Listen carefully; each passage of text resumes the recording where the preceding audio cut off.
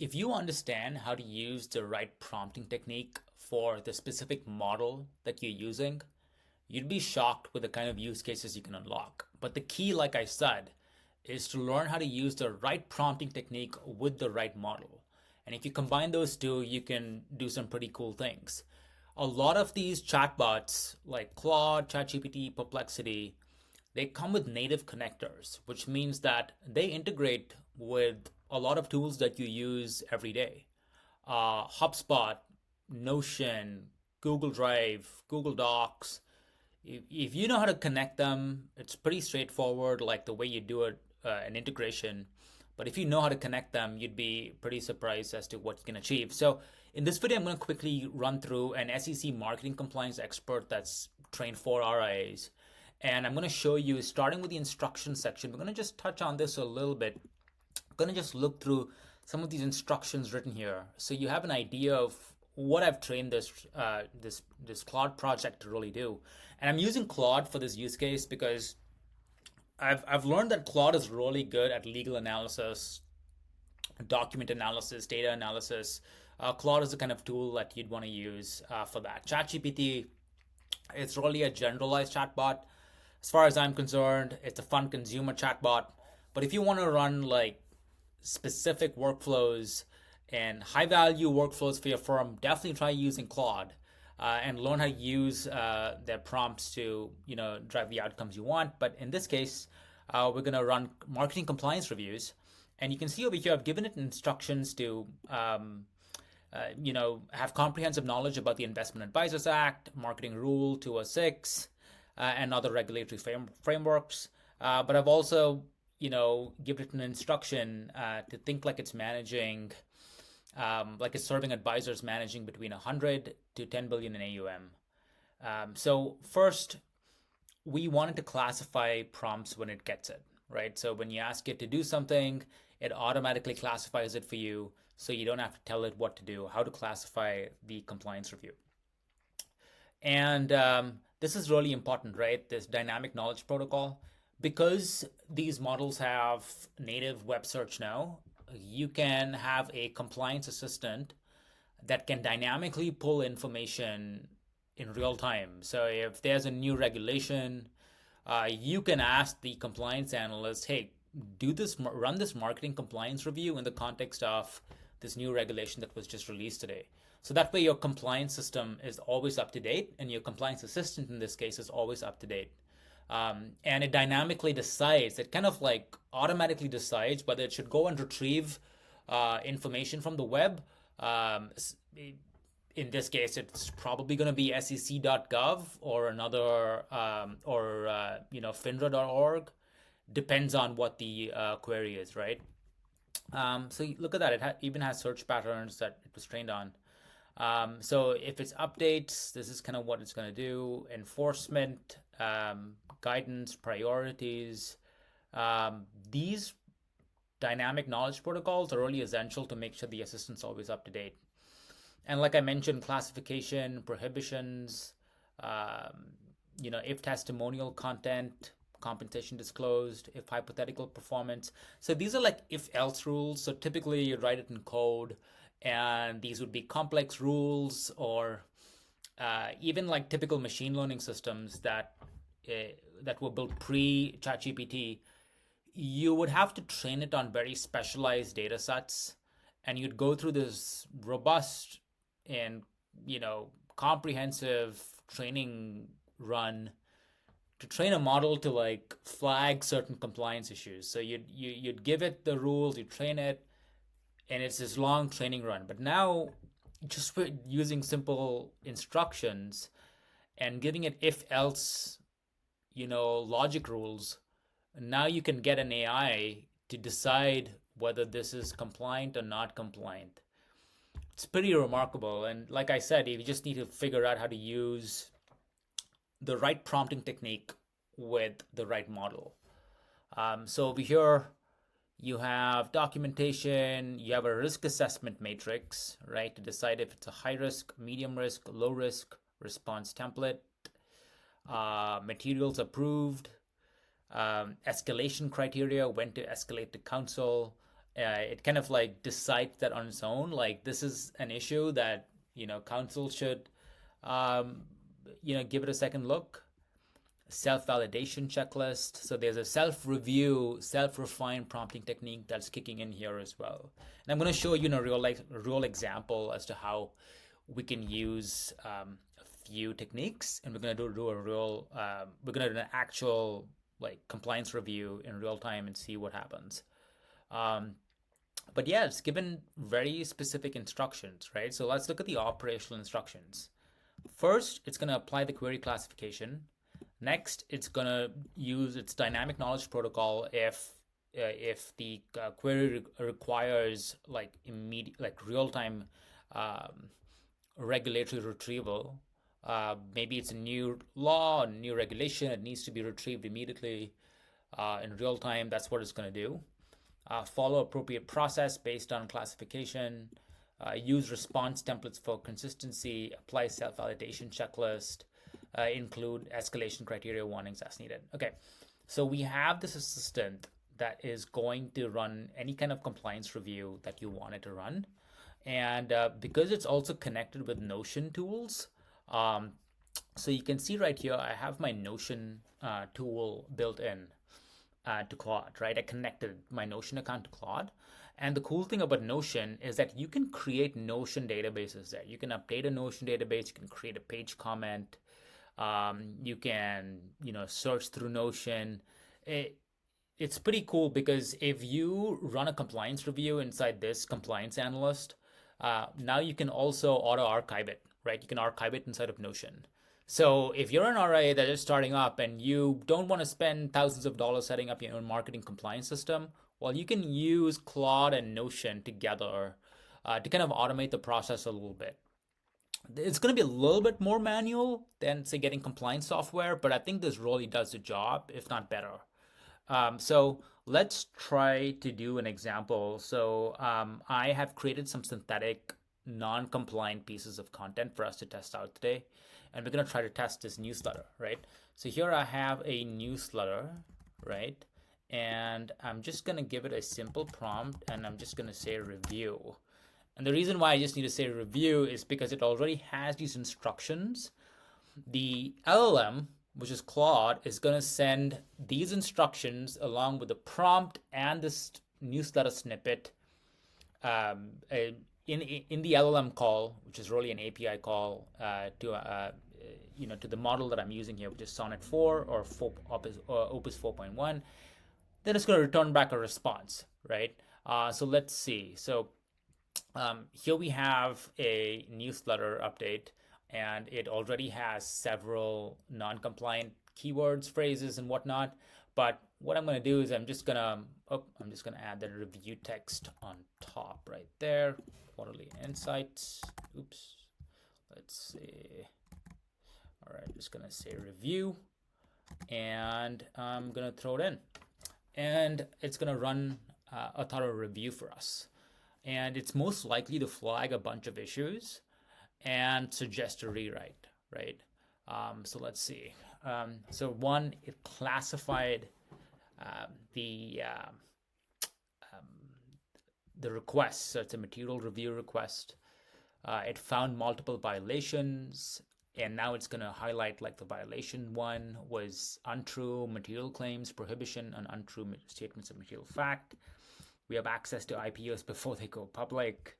It gives you the reason, the rationale, and the compliant alternative, right? It provides a recommendation to just.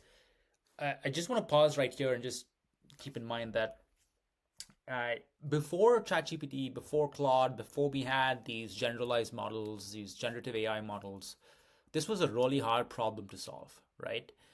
You would use a machine learning recommendation system to essentially recommend alternatives that it was pre-trained on. And so you'd have to make sure that you have a robust data set of compliant content and non-compliant content, and then teach the machine learning system what is compliant, what is non-compliant. And so if you threw something to the machine learning system that it had not seen before, it wasn't capable of generalizing and coming back with a clear response. or coming back with a recommended alternative because it just wasn't trained on it. The cool thing with these generative models is that it's trained on the World Wide Web, which means that it is trained on SEC compliance laws and regulations, and anything to do with SEC marketing compliance that is published. And the SEC does publish all the regulations for us to review and understand and apply. And so our job now is to use AI to get it to narrow its focus, to use these models to get it to narrow its focus on marketing compliance specifically. And we do that through advanced prompt engineering.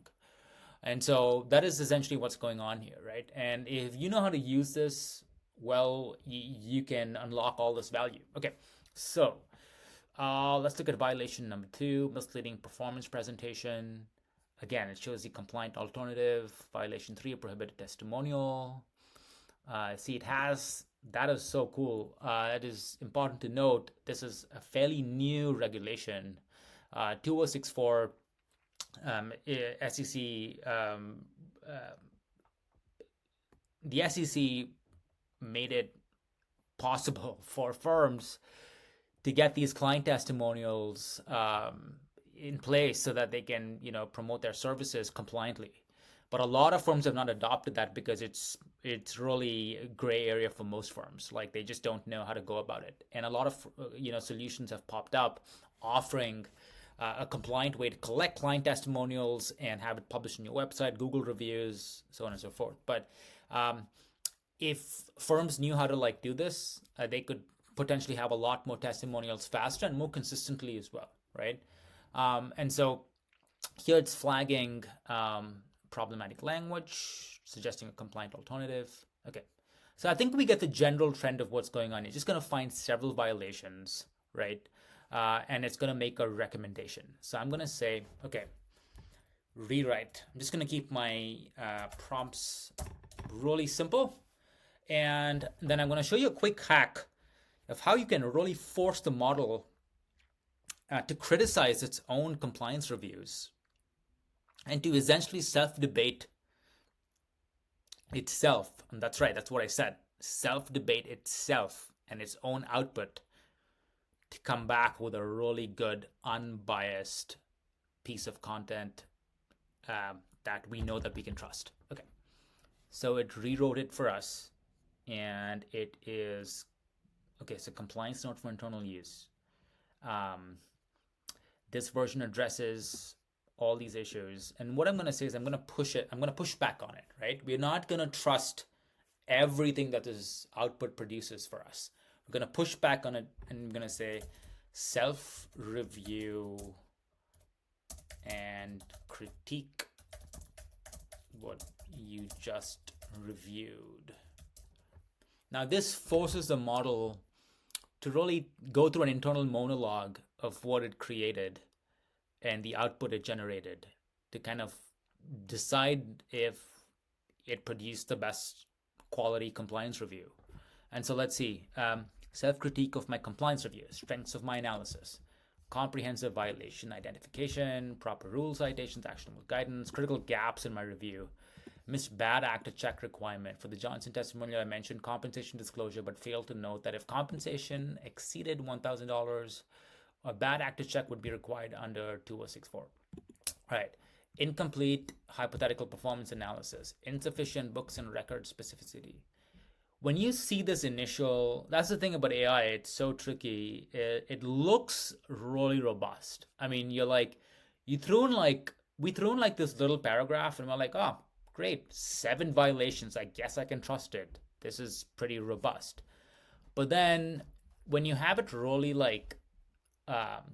self-analyze, like I mentioned in the prompt, and you start seeing all these other issues that it didn't really catch, right? Areas where I could have been more precise. All right. So now I'm going to say, based on everything you've gleaned here, reason over this analysis and write a 100% compliant text. Okay, I could make that could make that prompt better, but I wanted to look through this entire chat thread and I wanted to like reason through this really well and make sure that this is something that I can completely trust. All right, so let's see what it's doing. Okay, so it's rewriting the whole thing for me. And it's gonna write, it got everything in place.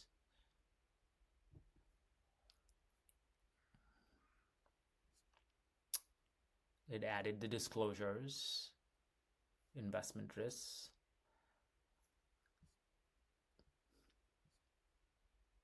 So it went really over above and beyond. It also made a referral program.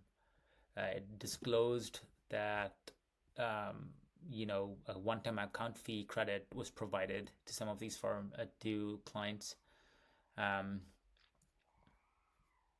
Internal compliance documentation. So this is a lot more robust. And so what I'm going to say is like, okay, cool. How would you grade this review? And again, like, we wanted to keep self-correcting, self-analyzing, say, look at that, it gave itself 95 on 100, which is awesome. And this is pretty robust. And so I hope this makes sense. I hope you have an idea of how to like go back and forth with these models and get it to like think through its own output and get it to self-critique what it wrote. So you don't have to take it at face value. Like when an LLM produces an output and it looks really amazing, you should doubt it. You should, get it to think harder on what it just wrote and get it to find, errors in its own output. And that's kind of how you improve these models and its output. Like call it self-reinforcement. Reinforcement learning is a technique that these model providers use to make these models better, and it's provided through human feedback.